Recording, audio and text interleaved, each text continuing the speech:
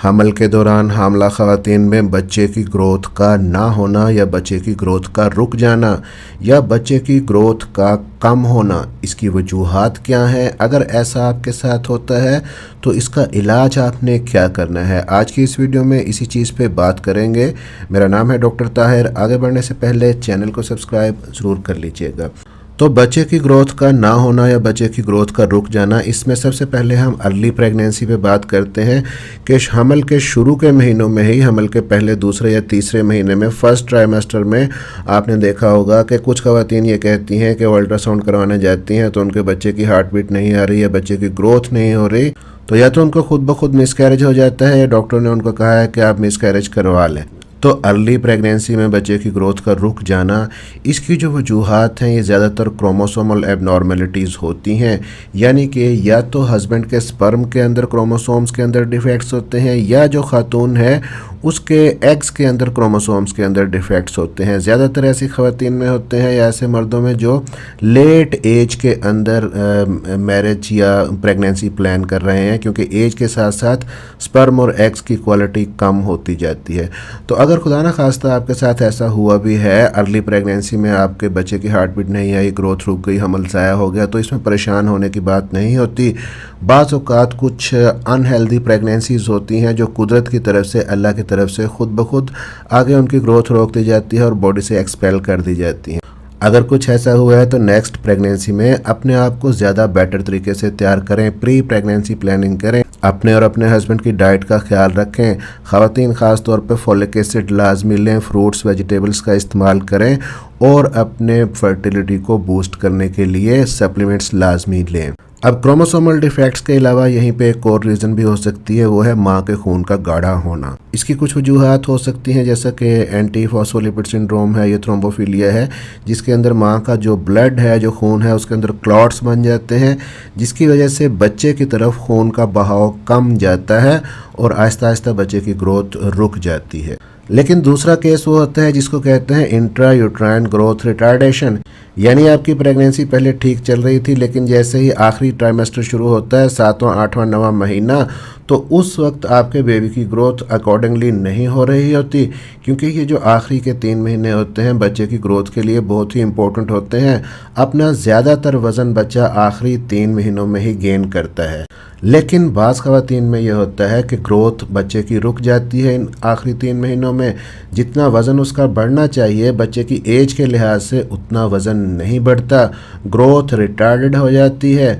तो ऐसी कंडीशन आपके लिए परेशान कुन हो सकती है, क्योंकि या तो फिर फुल टर्म तक आपकी प्रेगनेंसी नहीं चलती, अर्ली डिलीवर करनी पड़ती है, और अगर फुल टर्म तक प्रेगनेंसी चली भी जाए तो जो बेबी डिलीवर होता है वो मेल नरिश्ड होता है, उसका वेट बहुत ही कम होता है, अगरचे उसकी उम्र ज़्यादा होती है, फ़र्ज़ कर लें कि उम्र 9 महीने होती है तो वज़न उसका 6 महीने के बच्चों वाला होता है, और ऐसे बच्चे फिर नर्सरी में बहुत कम सर्वाइव करते हैं, स्पेशल केयर की ज़रूरत होती है उनको, इम्यूनिटी लेवल उनका कम होता है, जिसकी वजह से बीमारियां भी ऐसे बच्चों पे जल्दी हमला करती हैं। अब ये इंट्रायूट्राइन ग्रोथ रिटार्डेशन IUGR भी जिसको कहते हैं, आपको क्यों होती है, आपके बच्चे की ग्रोथ कम क्यों हो जाती है, रुक क्यों जाती है?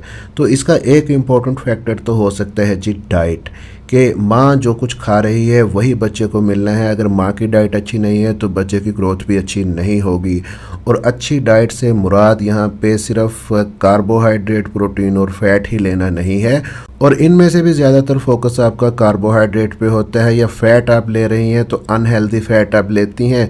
सिर्फ रोटी चावल खाने से डाइट पूरी नहीं होगी प्रेगनेंसी में, बहुत सारे विटामिन्स आपको चाहिए होते हैं, आपको कैल्शियम चाहिए, विटामिन D चाहिए, आयरन चाहिए, आपको B कम्प्लेक्स चाहिए, इसके अलावा आपको फॉलिक एसिड चाहिए, जिंक चाहिए। तो ये सारी चीज़ें, सारे मल्टीविटामिन्स के लिए आपको अपनी डाइट अच्छा करना होगी। दूध लें, दालें लें, गोश्त लें, मछली का इस्तेमाल करें, फल और सब्जियां इस्तेमाल करें, अपनी डाइट को बेहतर करें, HB को इम्प्रूव करें, तो आपके बेबी की ग्रोथ भी अच्छी होगी। अगर वजह खुराक की कमी है, फिर यहीं पे मैंने बताया कि कुछ सिंड्रोम्स हो सकती हैं, जैसा कि एंटी फॉस्फोलिपिड सिंड्रोम और थ्रोम्बोफिलिया वगैरह, जिनसे माँ का जो खून है वो गाढ़ा होता जाता है और एंड में जाके और ज़्यादा प्रॉब्लम क्रिएट करता है। और तीसरी वजह यहाँ पे होती है प्लेसेंटा की। प्लेसेंटा जो कि माँ और बच्चे के दौरान कनेक्शन होता है खून के बहाव का, वो उसकी जो नालियाँ होती हैं वो सिकुड़ना शुरू हो जाती हैं। उसकी भी कुछ वजूहात होती हैं। अगर आपको ब्लड प्रेशर हाई रहता है और आपने पूरी प्रेगनेंसी में थ्रू आउट उसको मॉनिटर ही नहीं किया कभी, तो हाई ब्लड प्रेशर की वजह से आपके प्लेसेंटा की नालियों पे असर पड़ता है, प्लेसेंटा सिकुड़ना शुरू हो जाता है और बच्चे की तरफ न्यूट्रिशन कम जाती है और बच्चे की ग्रोथ कम होती जाती है। या अगर आपको शुगर है और अनकंट्रोल्ड शुगर है, आपने शुगर अपनी कंट्रोल नहीं की, प्रेगनेंसी में और ज़्यादा हो गई है, तो भी आपके ब्लड के अंदर क्लॉट्स बनना शुरू हो जाते हैं, प्लेसेंटा की नालियों में रुकावट आना शुरू हो जाती है। इससे भी आपका बेबी या तो एकदम बहुत ज़्यादा वज़न गेन कर लेगा या बिल्कुल ही सिकुड़ जाएगा। तो डियर एक्सपेक्टेड मदर्स, अगर आपने अपना एक अल्ट्रासाउंड करवाया और आपके डॉक्टर ने आपको बता दिया कि आपके बच्चे की ग्रोथ रुक गई है या आपकी प्रेगनेंसी की जो एज है उसके मुताबिक बच्चे की ग्रोथ नहीं हो रही है और हाई रिस्क प्रेगनेंसी उसको डिक्लेयर कर दिया है, तो उसमें सबसे पहली और इम्पॉर्टेंट चीज़ तो आपने अपनी डाइट पे फोकस करना है। जो चीज़ें हमने डिस्कस की उन पे स्पेशली फोकस करना है। और अगर IUGR है, आपको इंट्रायूटेराइन ग्रोथ रिटार्डेशन है, तो आपको थोड़ा सा केयरफुल होने की ज़रूरत है।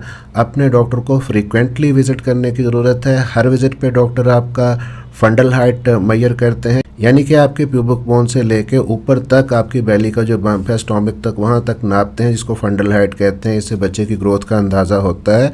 और अगर कहीं पे शक शुबा नज़र आए तो फिर आपका अल्ट्रासाउंड किया जाता है। फिर बच्चे की ग्रोथ के पैरामीटर्स को स्टैंडर्ड पैरामीटर्स के साथ कंपेयर किया जाता है और ये पता चल जाता है कि बच्चा नॉर्मली ग्रो कर रहा है या नहीं।